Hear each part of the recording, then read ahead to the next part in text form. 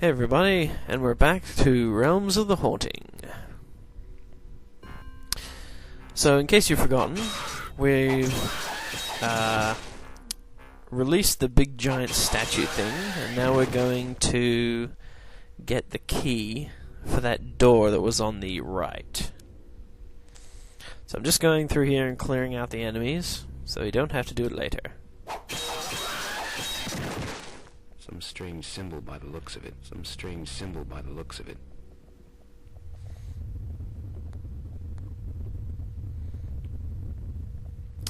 Isn't that pretty? I forgot about this guy. And I got cut for it. No, but the key's actually in that door there. But you have to pull the switch. Went by pretty fast. The switch is in this little room here. And so you have to make sure that you get all the ammo in this room.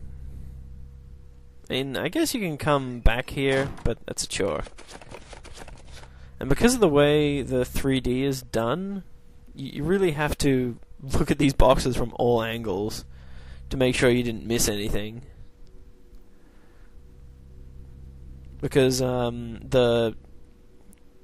I'll show you later.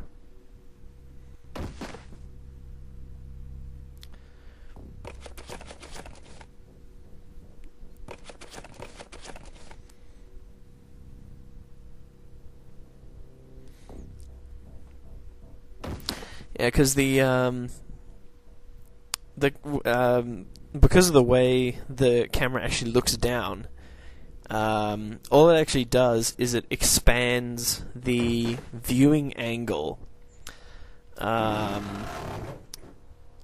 downward, and that's why you get that weird stretching when you look up and down.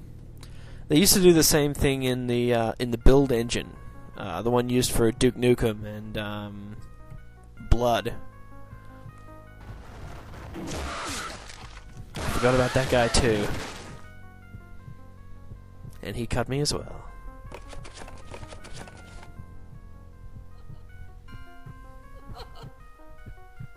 No, see? If you hadn't have looked at this box from each angle, you would have missed that clip and these shotgun rounds. So watch out for that.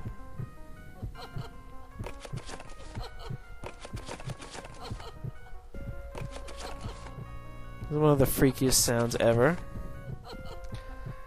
I remember the first time I played to this, I was absolutely freaked. I must have been like 11 years old or something.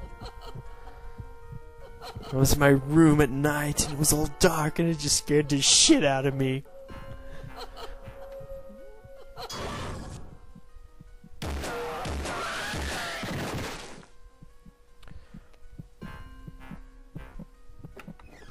This is also the first time I ever saw a gun reload in a game.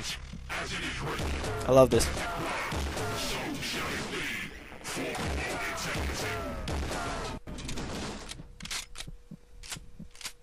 I was like, oh my god, that's so cool! Your gun reloads like a proper gun! Too bad the shotgun doesn't. But anyway. So, now we have all we need to enter the sort of shiny temple place. Sorry, I don't know what it's called. And there's actually no map for it. I was looking over the documents earlier on, and there was no map for the place where you pick up the Shrive. And I thought, well, that makes sense. I mean, the place is pretty straightforward, but story-wise, in order for Constantine to have made a map, he had to have gone down there at some point. And since he doesn't have the Shrive, you know that he didn't. Oh yeah, and just a bit of a spoiler, but Elias Camber is actually Constantine. That's his actual name.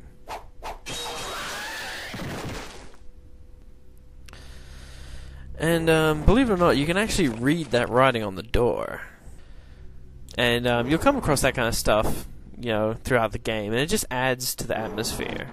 What's that spiel? What's all this about? Okay, so I can't actually make it out from this video, but it's there.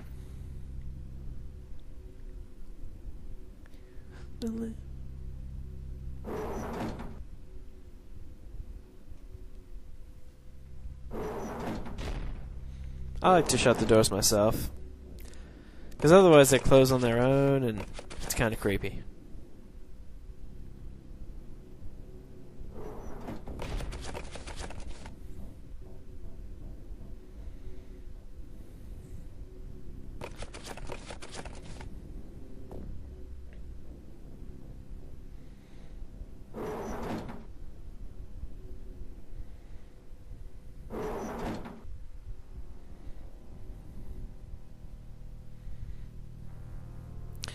So I know I've taken a very roundabout approach to this dungeon.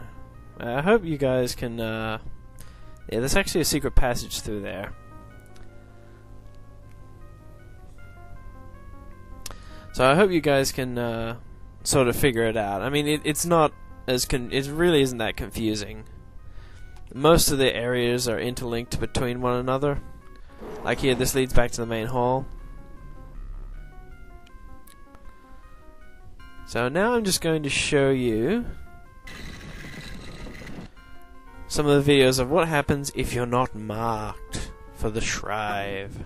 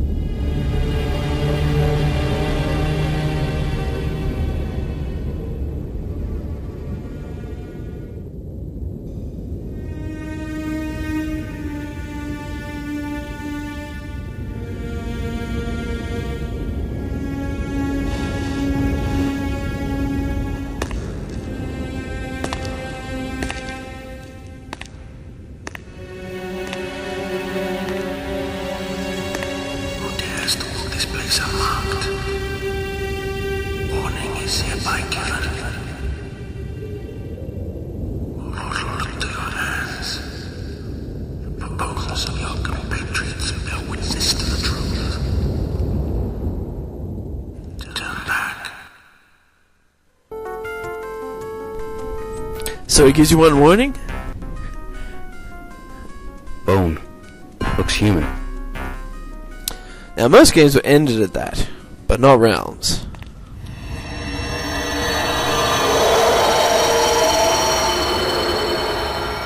Turn back, or suffer the pain of his wrath. So you get one last chance to turn back.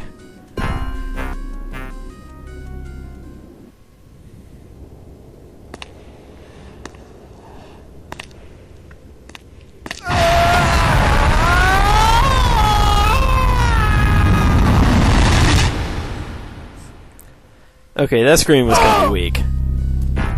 But you get the point. Now you have to reload your game. Well, that's about it for this episode. Please comment and rate my videos. Let me know how I'm going. Next time we'll go in to get the Shrive. See ya.